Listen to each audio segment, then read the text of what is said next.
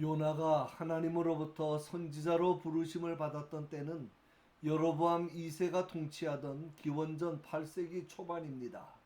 그러니까 지금으로부터 약 2800년 전입니다.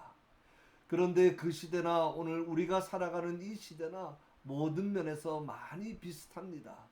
그리고 요나의 모습은 또 오늘 우리의 모습과 너무 비슷합니다. 그래서 어느 성경학자는 요나서를 주석하면서 요나의 이야기는 요나의 이야기라고 했습니다.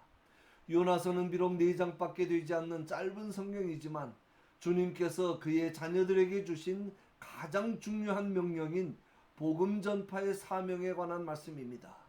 이 말씀 속에서 우리는 복음 전파에 관한 모든 것을 배울 수 있습니다. 오늘날 복음을 전한다고 하면서 잘못된 동기와 목적을 가지고 전함으로 하나님의 나라를 확장시키고 주님의 영광을 드러내기는커녕 오히려 복음의 확장을 막고 주님의 영광을 가리는 일이 얼마나 많은지 모릅니다. 그 중에 한 가지만 말씀드리면 오늘날의 많은 전도자들은 복음을 전하는 일 자체보다는 그로부터 얻어지는 결과에 너무 신경을 쓰고 있습니다. 이 사람들에게 복음을 전함으로 나에게 또는 우리 교회에 어떤 유익이 주어질 것인가, 사람들이 우리를 얼마나 칭찬하고 부러워할까, 그런 데에 더 관심을 가지고 있다는 말입니다.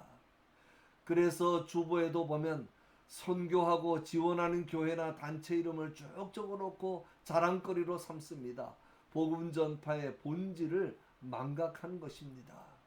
하나님께서 요나에게 가라고 하신 니느웨는 장차 이스라엘을 멸망시킬 아수르의 수도로 아주 악한 도시였습니다. 그들의 죄악이 얼마나 악독했든지 그 악독이 하나님 앞에 상달될 정도였습니다. 제2의 소돔 고모라라고 할 수 있을 정도로 타락하고 부패한 도시였습니다. 하나님 앞에 상달되었다는 말은 히브리인들이 주로 쓰는 독특한 표현입니다. 죄가 차곡차곡 너무 많이 쌓여서 이제는 더 이상 봐주고 싶어도 봐줄 수가 없어 멸망시킬 수밖에 없을 정도가 되었다는 말입니다. 그런데 한 가지 이상한 점이 있습니다. 그렇게 죄악이 하나님 앞에 상달될 정도라고 하면 소돔 고모라처럼 그냥 멸망시켜버리면 되지 않겠습니까? 그런데 하나님은 왜 굳이 요나가 가기 싫어할 것을 뻔히 아시면서 보내시는 것입니까? 그 이유는 아무리 악한 자라도 회개하면 다시 살 수 있는 기회가 있다는 것을 알려주시기 위한 것입니다. 심판의 여부나 시기는 하나님의 권한입니다. 하나님께서 정하십니다. 회개하고 안 하고도 하나님의 주권에 속한 일입니다. 그러므로 결과는 다 하나님께 맡기고 우리는 어디든지 누구에게든지 끝까지 복음 전하는 사명을 감당해야 하는 것입니다. 하나님은 개인이건 국가건 다 마찬가지입니다. 심판하시기 전에 반드시 선지자를 통해 말씀을 주십니다. 아무리 악한 이방 나라라고 해도 항상 선지자를 먼저 보내서 말씀을 전하게 하시고 회개를 촉구하십니다. 그러고도 회개하지 않을 때 심판하십니다. 그러므로 사람이 망하는 것은 죄 때문이라기보다 최후 통첩을 받을 때 회개하지 않기 때문입니다. 하나님께서 요나에게 명령하십니다. 너는 일어나 저 큰 성읍 니느웨로 가서 그것을 쳐서 외치라. 중요한 명령형 동사가 3개가 나옵니다. 일어나라, 가라, 외치라는 것입니다. 이것은 제안이나 부탁이 아니라 명령입니다. 분명한 목적지까지 주셨습니다. 악한 민족이 사는 곳이라 목숨이 위험할 수 있습니다. 그러나 하나님의 명령이니 가야만 합니다. 나머지는 하나님이 책임지실 것입니다. 그러나 요나는 자기 생각이 너무 많습니다. 요나는 하나님께서 그 악한 니느웨 사람들을 사랑하신다는 것이 영 못마땅했습니다. 그들이 회개하는 것을 원하지 않았습니다. 그런 자들을 위해서 목숨을 걸기도 싫었고 조그마한 수고조차 하고 싶지 않았습니다. 자기 중심으로 하나님을 생각하고 하나님의 사랑을 판단한 것입니다. 그래서 요나는 니느웨가 아닌 다시스로 도망을 칩니다. 요나가 여호와의 낯을 피하려고 일어나 다시스로 도망하려 하여 욥바로 내려갔더니 마침 다시스로 가는 배를 만난지라 여호와의 낯을 피하여 함께 다시스로 가려고 선가를 주고 배에 올랐더라. 잊지 마십시오. 요나가 니느웨로 가려고 했는데 니느웨로 가는 배는 없고 다시스로 가는 배만 있어서 마음을 바꿔 다시스로 가는 배를 탄 것이 아닙니다. 아예 처음부터 다시스로 도망갈 계획을 하고 항구에 내려갔는데 계획에 딱 맞게 다시스로 가는 배를 만난 것입니다. 생각해 보십시오. 얼마나 기가 막힌 타이밍입니까? 하나님께서 니느웨로 가라고 하셨으니 니느웨로 가는 배를 준비시켜 주셔야 되지 않겠습니까? 그런데 니느웨로 가는 배는 없고 다시스로 가는 배가 기다리고 있습니다. 요나는 아마 이렇게 생각했을 겁니다. 그것 봐라. 다시스로 가는 배가 있는 것을 보니 다시스로 가라는 뜻인가 보다. 고민하고 갈등할 필요 없다. 그냥 다시스로 가자. 그렇게 자신을 합리화했을 겁니다. 조심해야 됩니다. 착각하면 안 됩니다. 일이 계획한 대로 순조롭게 잘 풀린다고 해서 다 하나님의 뜻이 아닙니다. 모든 일이 내가 계획한 대로 막힘없이 순조롭게 잘 진행된다고 해서 다 하나님의 축복이 아닙니다. 그러면 우리가 어떻게 하나님의 뜻을 분별할 수 있겠습니까?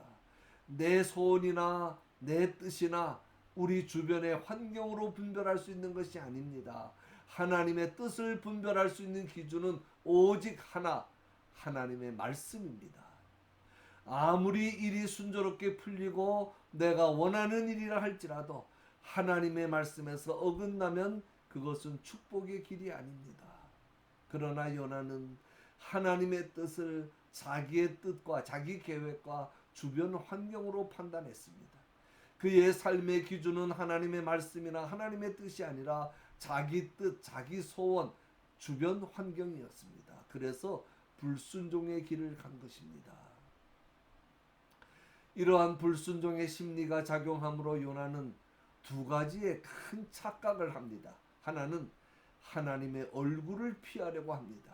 본문에 하나님의 얼굴을 피한다는 말이 두 번이나 나옵니다. 여호와의 얼굴은 우선적으로 하나님께서 임재하시는 하나님의 성전을 가리킵니다. 그리고 좀 더 넓은 의미로는 가나안 땅 전체를 가리킵니다. 이스라엘 백성들은 하나님께서는 성전에 계셔서 이스라엘 땅 구석구석을 살피고 계신다는 의식을 가지고 있었습니다. 그래서 요나는 이스라엘 땅을 벗어나 성전이 없는 곳으로만 가면 하나님의 얼굴을 피할 수 있으리라고 생각한 것입니다. 그러나 하나님은 하나님으로부터 도망갈 계획을 세우고 실행하는 요나를 보면서도 가만히 계십니다. 왜 그렇습니까? 요나는 결코 하나님의 얼굴을 피할 수 없다는 사실을 곧 알게 될 것이기 때문입니다. 그는 어디를 가도 하나님의 눈을 벗어날 수 없다는 사실을 알게 될 것입니다. 심지어는 깊은 바닷속 물고기 뱃속에도 하나님이 계신다는 사실을 알게 될 것입니다. 요나의 또 하나의 큰 착각은 하나님의 명령에 불순종하고도 괜찮을 것이라고 생각하는 것입니다. 그래서 요나는 배 밑층에 내려가 누워 깊이 잠이 듭니다. 요나는 아마도 적어도 당분간은 안전하겠지. 배가 가고 있는 한 다시스까지 가는 데야 무슨 일이 있겠나 라고 생각했을 겁니다. 그래서 안도감에 깊이 잠에 빠진 것입니다. 생각해 보십시오. 사람이 어떻게 하나님의 얼굴을 피할 수 있습니까? 하나님의 명령에 불순종하면서 어떻게 인생이 안전하고 평안할 수가 있습니까? 하나님의 말씀보다 내 생각에 사로잡히면 사람이 이렇게 미련해집니다. 하나님의 명령에 불순종하며 세운 계획은 절대로 성공할 수 없습니다. 하나님은 그의 자녀들이 잘못된 길을 갈 때 절대로 그냥 내버려 두시지 않습니다. 어떤 수단과 방법을 동원해서라도 다시 세우십니다. 가정에 폭풍이 불게도 하시고 사업에 풍랑이 일게도 하시고 건강에 쓰라림을 주기도 하십니다. 그러므로 인생의 풍랑이 일어날 때 낙심하거나 불평해서는 안 됩니다. 그것이 하나님께서 내 삶을 간섭하신다는 증거요, 내가 하나님의 자녀라는 증거이기 때문입니다. 결론입니다. 말세의 징조가 세계 곳곳에서 나타나고 있습니다. 이러한 때에 하나님께서 오늘까지 우리를 보호해 주시고 지금까지 이르게 하셨습니다. 그 이유가 무엇이겠습니까? 잘못된 길을 가고 있는 사람들에게 주님의 말씀과 주님의 뜻을 전하도록 하기 위해서입니다. 착각하지 맙시다. 요나의 착각은 오늘날 요나의 착각입니다. 하나님의 주권, 하나님의 주인됨을 인정하며 삽시다. 비록 하나님의 말씀이 내 뜻과 맞지 않고 나를 불편하고 힘들게 만드는 길이라 할지라도 기쁨으로 감사하면서 순종합시다.